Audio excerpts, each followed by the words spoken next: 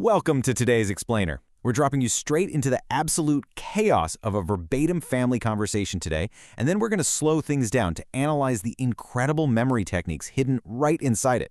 We're looking at a scenario called Bob's Big Cookie Order, and trust me, it's a frantically fun scene packed with essential English idioms. I'm going to set the stage and take us through this conversation as it unfolds.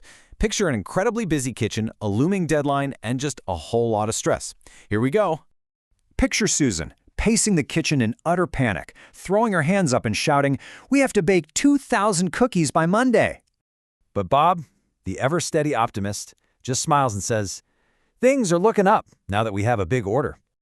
Teenage Nicole leans against the counter, raises a skeptical eyebrow, and asks, "Don't you think you've bitten off more than you can chew?" Ted jumps in right on cue, totally grinning and teasing. "You're going to be running around like a chicken with its head cut off." Well, the teasing stops there. Susan snaps back to reality, leaving zero room for debate with this command. You kids will have to pitch in too. Cue the classic teenage defense. Nicole throws her head back with a dramatic whine, "I have exams!" And Susan, who is completely at the end of her rope and vibrating with pure frustration, fires back without missing a beat. "For heaven's sake, Nicole, it's like pulling teeth getting you to do any work around here." Realizing she pushed a little too far, Nicole gives in with a defeated sigh. Okay, I'll help."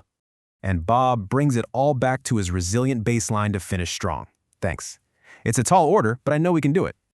Okay, so that fast-paced conversation is absolutely packed with natural English phrases, right? But the big question is, how do we permanently memorize these complex conversational phrases? I mean, it's one thing to understand an idiom when you casually hear it, but how does an English beginner actually lock that exact flurry of phrases into their long-term memory so it can be recalled instantly in their own conversations? We definitely can't just rely on rote repetition. Instead, we turn to a really brilliant framework, the Memory Palace. Popularized by Tony Buzan, it uses location anchors, linking, association, and extreme exaggeration. By anchoring difficult phrases to a familiar physical location, we bypass normal memorization. You see, our brains are biologically wired to remember spatial locations and bizarre imagery far better than a boring black and white list of idioms on a piece of paper. Section 1, the kitchen chaos journey. Anchoring the cookie order. Let's see how this builds by stepping into an imaginary kitchen and using extreme visual exaggeration to lock in each of those conversational phrases. As your enthusiastic guide here, I want you to vividly imagine standing right in the doorway of your kitchen.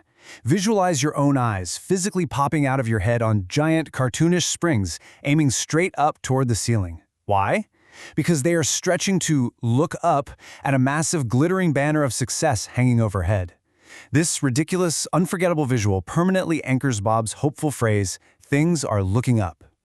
Now, take a few steps inside and visualize the kitchen counter. See teenage Nicole standing there trying to eat a massive cookie. But we aren't talking about a normal cookie. This thing is the size of a heavy-duty tractor tire. Imagine her jaw unhinging, stretching all the way down until it literally hits the floor with a heavy thud. She's taken on an impossible bite, which perfectly cements the phrase, "bitten off more than you can chew." Now, what's really interesting about this technique is the utter absurdity of it all. Move your focus to the stove. Picture a fully cooked, completely headless roasted chicken.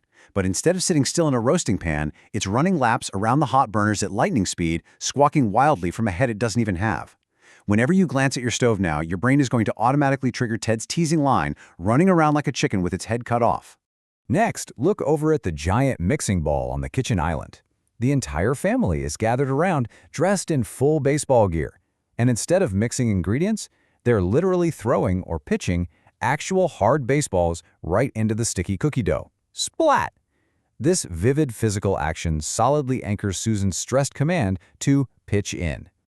Over at the window, let's visualize the sky acting strangely. The clouds suddenly part, and a giant, glowing, impatient angel leans all the way down, points a massive finger right at your kitchen window, and screams at the house.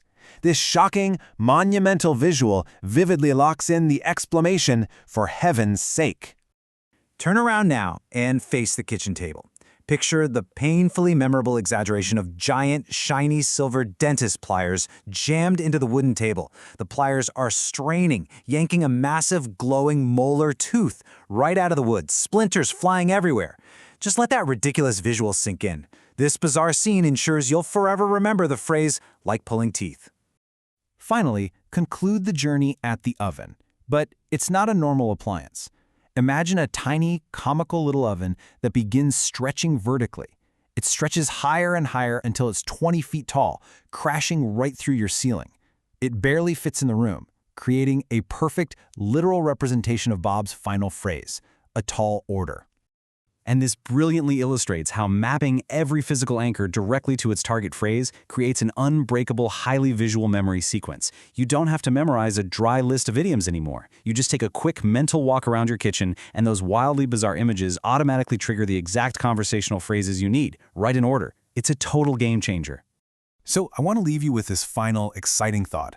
Look around your own home right now, look at the room you're in, and ask yourself, what endless amounts of complex information could you store in your own rooms using these wild, exaggerated visual anchors? Your mind's ability to retain information is far more powerful than you might realize. You just need the right tools to unlock it.